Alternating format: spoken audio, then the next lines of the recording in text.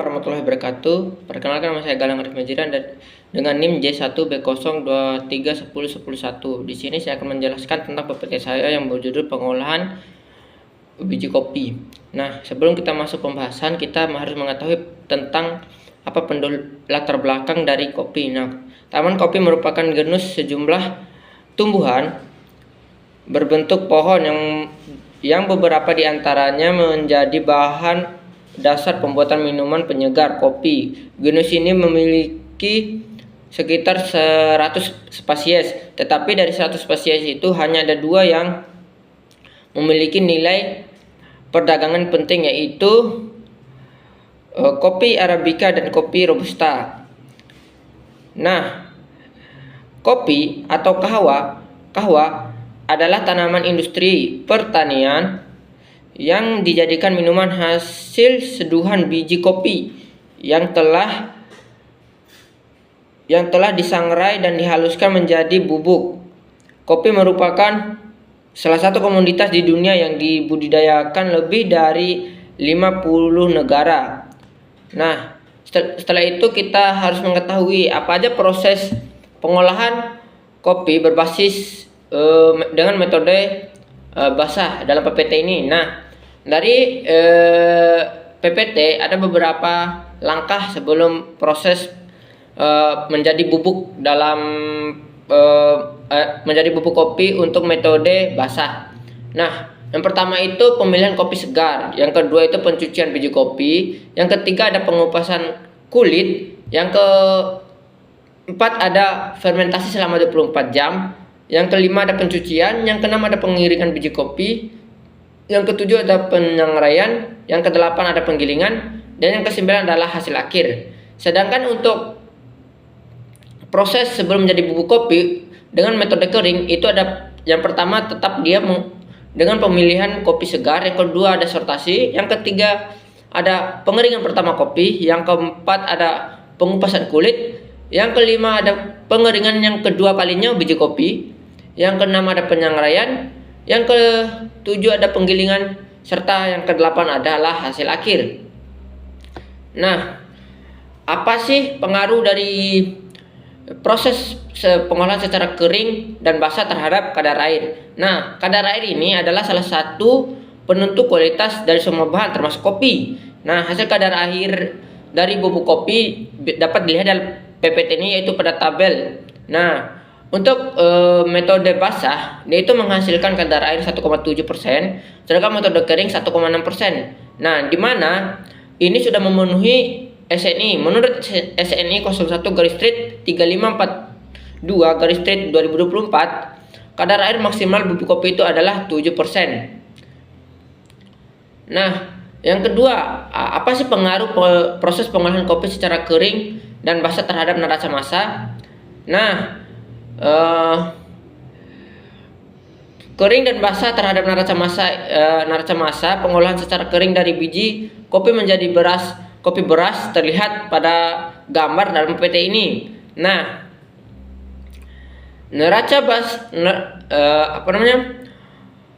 pengolahan biji kopi menjadi kopi beras secara kering, yaitu yang pertama kita sediakan dalam penelitian itu disediakan kopi segar sebesar 3,3 kg. Yang kedua disortasi sehingga menghasilkan 3,1 gram, yang dimana ini kehilangan bobotnya akibat ada biji rusak serta ada yang hitam. Yang ketiga ada penyangraian kopi. Ini menghasilkan 2 kg, yang dimana kadar airnya sudah berkurang. Yang ketiga itu pengupasan kulit, yang dimana bobot lagi berturun sehingga menghasilkan bobot 1,2 kilogram. Ini dihasilkan akibat kulit buah dan kulit dari buahnya itu terkelupas dan dibuang. Pengeringan kedua pengeringan kedua menghasilkan bobot 880 gram, sehingga ini dihasilkan akibat kadar air dari biji yang sudah terkelupas itu dikeluarkan lagi kadar airnya, sehingga akhirnya adalah biji kopi beras hanya tersisa 880 gram. Nah, kita masuk lagi yang dimana kopi beras ini diolah menjadi bubuk kopi dengan metode kering, yaitu biji kopi dari 880 gram itu kita menggunakan saja dalam penelitian menggunakan saja 500 gram. Yang pertama itu ada kita siapkan yang sebesar 500 gram, yang kedua ada penyangraian, yang ketiga ada kopi setelah penyangraian itu hanya 350 gram tersisa. Setelah itu penggilingan. Setelah penggilingan ada itu menghasilkan bubuk kopi. Nah, setelah sudah kita mempelajari dengan metode kering, kita masuk dengan metode basah. Nah, di mana kopi segar itu kita menggunakan metode basah hanya menyediakan 3,3 kilo saja. Setelah kita melakukan pencucian, yang dimana hanya menghasilkan 2,9 kg, yang dimana hilang biji, yang dimana 500 gram itu terhilang akibat kita membuang biji yang terapung. Yang ketiga ada pengupasan kulit buah. Nah, di sini hanya menghasilkan 1,6 kg, yang dimana 1,3 kg itu kita sudah dibuangkan bersama kulit buahnya. Yang keempat ada fermentasi selama 24 jam. Yang kelima ada pencucian. Nah, di sini hanya menghasilkan 1,05 gram saja, 5 kg saja. Akibat kulit tanduknya yang kita buang itu sebesar 548 gram. Yang kelima itu pengeringan biji kopi.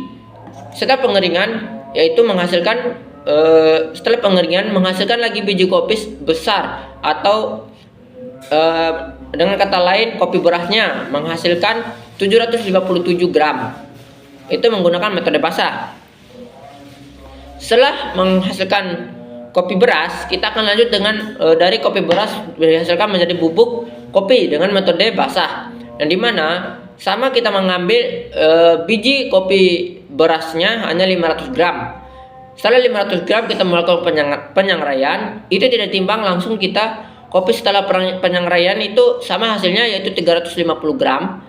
Setelah itu penggilingan, setelah penggilingan bubuk kopinya hanya 350 gram. Nah, terus apa sih pengaruh pengolahan kopi secara kering dan basah terhadap rendemen? Nah, dapat dilihat dalam tabel berikut yang di dalam PPT, yaitu rendaman biji kopi pada proses pengolahan basah, yaitu rendaman biji kopi sebesar 22,90 gram, sedangkan rendaman bubuk kopi hanya 70%. Proses pengolahan secara basah, rendaman biji kopinya menghasilkan 2,90%, rendaman bubuk kopinya 70%. Sedangkan untuk proses pengolahan secara kering menghasilkan rendaman biji kopi sebesar 26,67% dengan rendaman bubuk kopi 70%. Nah, kita masuk ke tahap akhir yaitu kesimpulan. Berdasarkan penelitian yang telah dilakukan, didapatkan bahwa kadar air bubuk kopi yang diperoleh dari proses pengolahan biji kopi secara basah itu sebesar 1,7 gram, sedangkan menggunakan metode kering yaitu 1,6 gram. Sedangkan untuk rendaman biji kopi dengan proses pengolahan secara basah didapatkan sebesar 22,97%. Sedangkan secara kering 26,67%. Rendaman bubuk yang ketiga yaitu rendaman bubuk kopi itu baik pengolahan secara basah maupun kering didapatkan sama, yaitu nilainya sebesar 70%. Mungkin sekian dari saya. Assalamualaikum warahmatullahi wabarakatuh.